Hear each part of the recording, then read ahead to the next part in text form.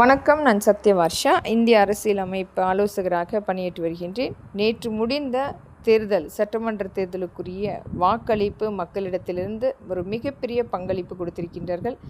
இது காரணம், மக்களுடைய எதிர்பார்ப்பு அதிகமாக இருக்கிறது. இந்த ஆட்சி அமைந்தால் ஒரு மிகப்பெரிய மாற்றத்துக்குரிய அமைப்பு வரும் என்று காத்து கொண்டிருக்கின்றார்கள்.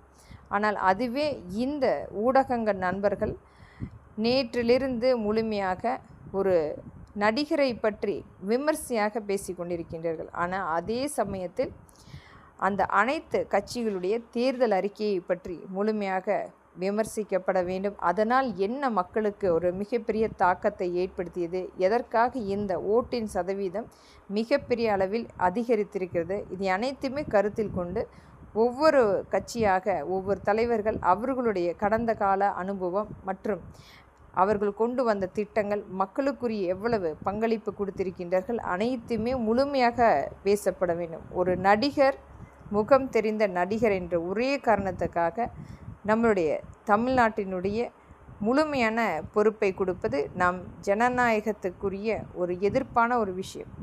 12 லட்சம் கோடி இன்றைக்கு நமக்குரிய மிகப்பெரிய அதிகபட்சமான ஒரு கடன் காத்திருக்கிறது. ஒரு நடிகர் 10வது கூட முடிக்காத ஒரு நபருக்கு முதலமைச்சராக கொடுத்து, அதிலும் அனைத்து துறையிலுமே அந்த மாற்றத்தை கொண்டு வர முடியும் என்று மக்களிடத்தில் உங்களாகிய எத்தனையோ நபர்கள் இது மாதிரியான பொய் பிரச்சாரத்தை கொண்டு போய் மக்களிடத்தில் சேர்க்கும் பொழுது ஒரு அவநம்பிக்கையை ஒரு 5 ஆண்டும் கழித்து அதற்குரிய ஒரு மிகப்பெரிய ஒரு கடன் சுமை காத்திருக்கிறது.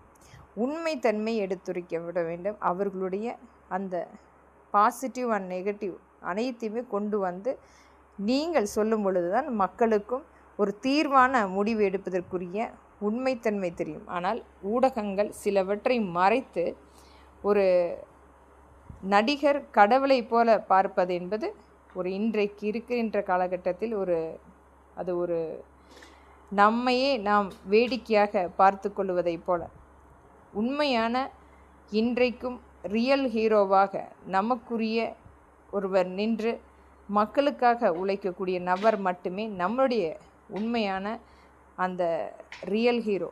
ஆனால் இன்றைக்கு இவர்கள் வெறும் வேடம் தெரிந்து பல வேடங்கள் நடித்த இவர்களுக்கு இந்த முதலமைச்சர் பதவியும் கூட அவர்கள் எதிர்பார்க்கின்ற ஒரு வேடமாக மட்டுமே நாம் பார்க்கின்றோம்.